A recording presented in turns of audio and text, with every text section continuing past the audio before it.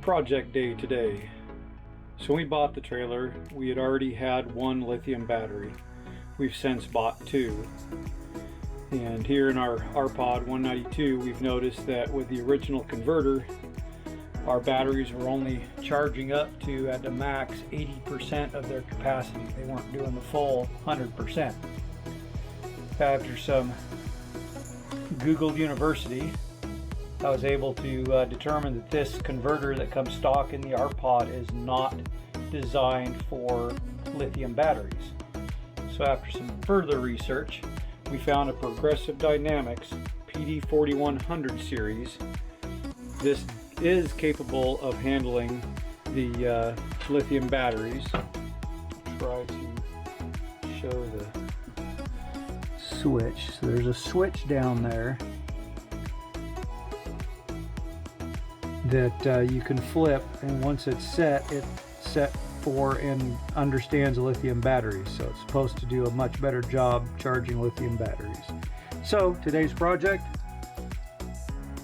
is to change out the converter for the new one. Should be fun. So a quick disclaimer for this. I am not an electrician. I'm just a DIYer. I do not recommend anyone doing this if they are hesitant at all about electrical. And this is not a how-to, this is just a what I'm doing video. So the first thing we're going to do is take off the cover and expose the old one, and then mark all the wires so I know exactly where they go on the new converter.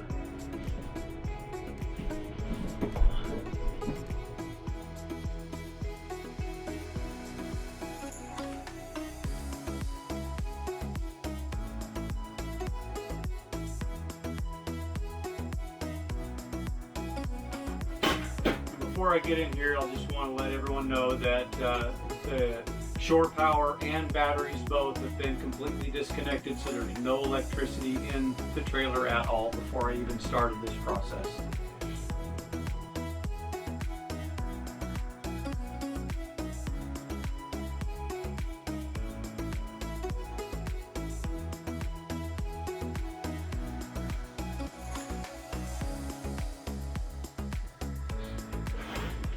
Now, a little secret be told, I started working on this before, and as you can see, all of the wires are labeled already.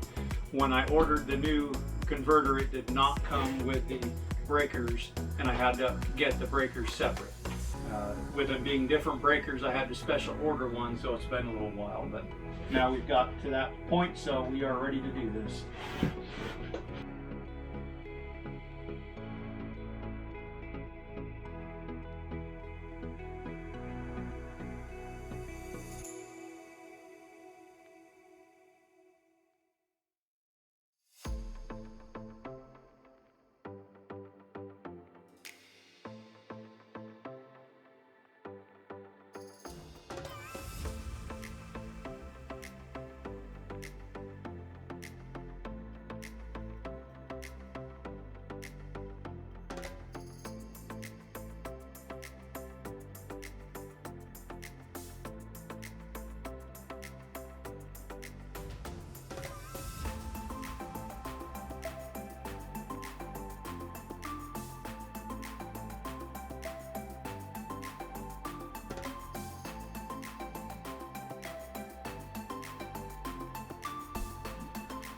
Alright, I had to take a quick break there to go find some tools I had misplaced. I have gone through the wiring diagram for the new converter, and I've labeled all of the wires where they go so they can match up with this. Now it's just a process of taking everything out of the old and putting it in the new and getting the new up and running.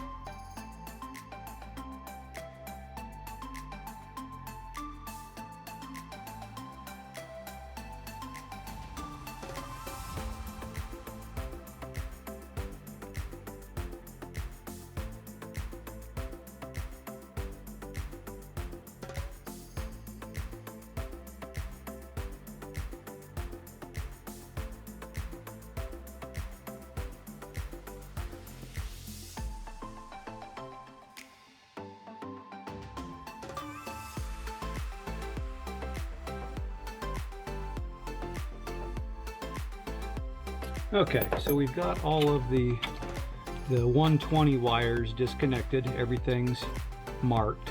I've got the chassis ground already reinstalled in the new box.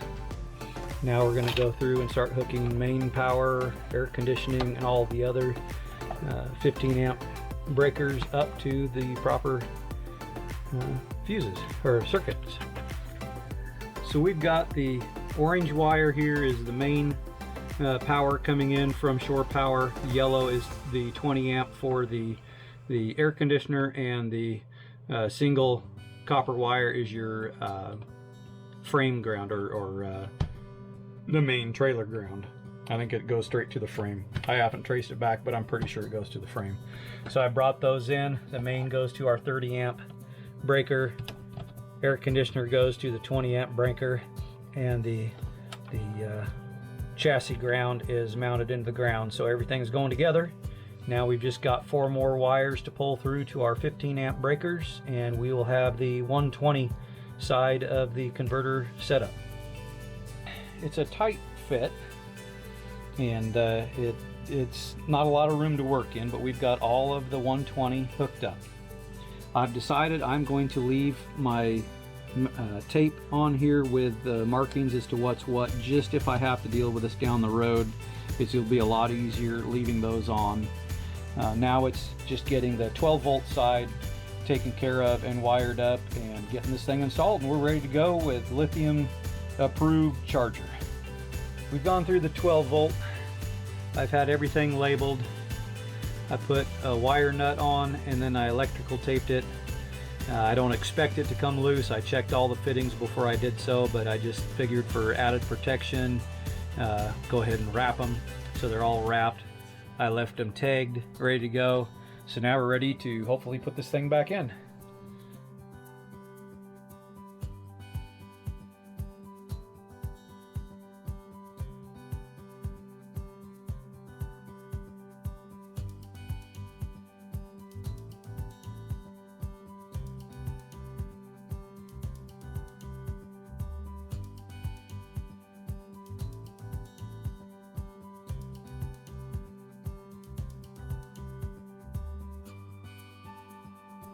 So the book for the new converter said that it was a direct replacement fit. It is darn close, but I'm finding that it's not quite.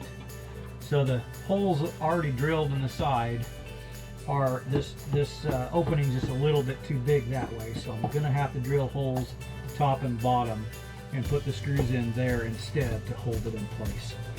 Not that big of a deal, but not quite a straight apples for apples change.